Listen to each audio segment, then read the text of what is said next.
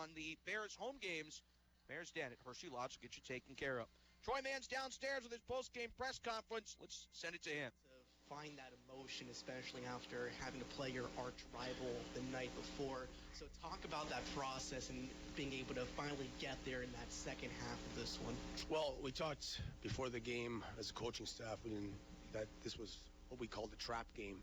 You come off Syracuse, first place team in the North on the road, and then Wilkes-Barre at home last night, and the fact that Springfield didn't play last night. So you put those two components together, along with where they are in the standings, you certainly can see why we'd consider it a trap game. But, didn't look very good in the first period. But I thought we started getting our legs a little bit in the second, tilted the rink, and once they got the 2-0 lead, for some reason they were just trying to high flip it in the neutral zone and looked like they were trying to hang on. And once we got the first goal, made it 2-1, I felt real good.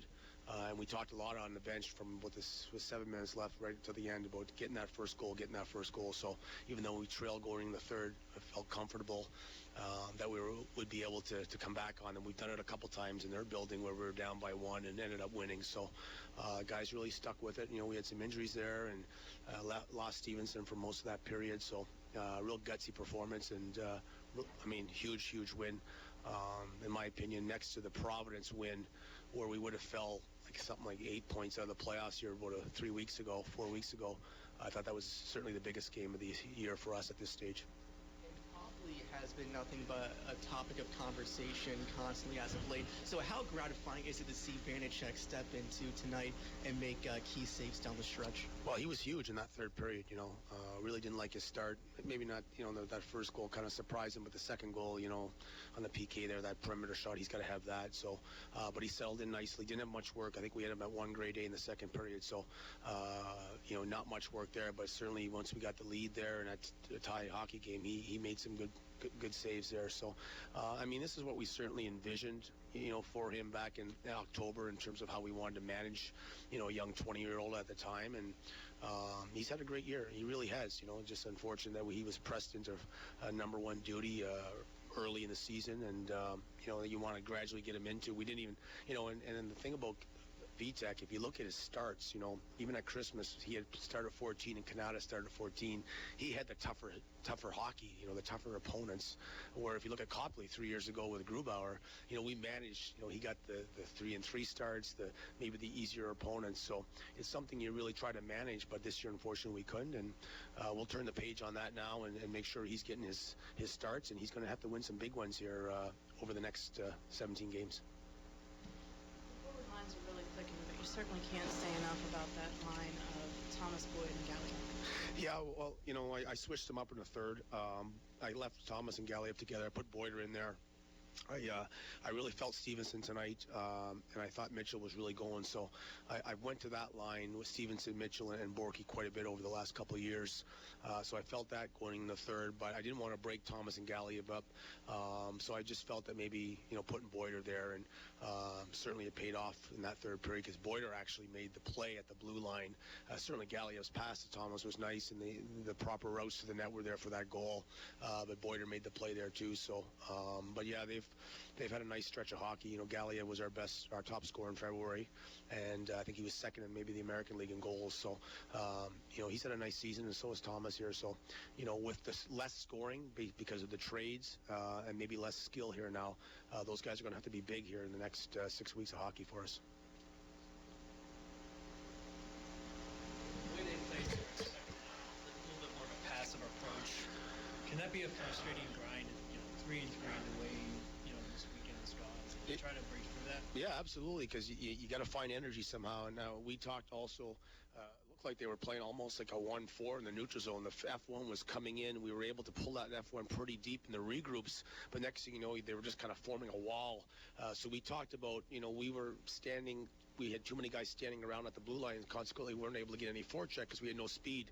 So we talked a little bit about in the second intermission about bringing, maybe just only having one post guy, getting a little bit more speed. If we couldn't go quick up, we certainly wanted to get more bodies back and generate some more speed. So even if we couldn't carry it in, at least we were chipping in and we had some more speed to get it on the forecheck. So we talked about our F2 getting in the forecheck a little bit better in the third because it was a little bit late for most of that game. And I thought that was a much better part of our game there in the third period, which consequently helped us really tilt that rink and keep the puck, for the most part, except for when we had the lead down on their end.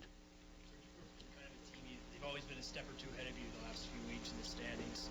Not that anything's settled in here, but is it a bit of a boost for the room to finally catch them at 73 points and be neck and neck now?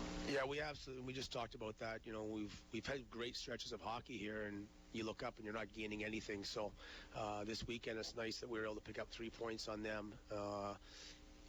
Lehigh has a very tough schedule here over the next, I think they have 2 games in hand, but a lot of tough hockey.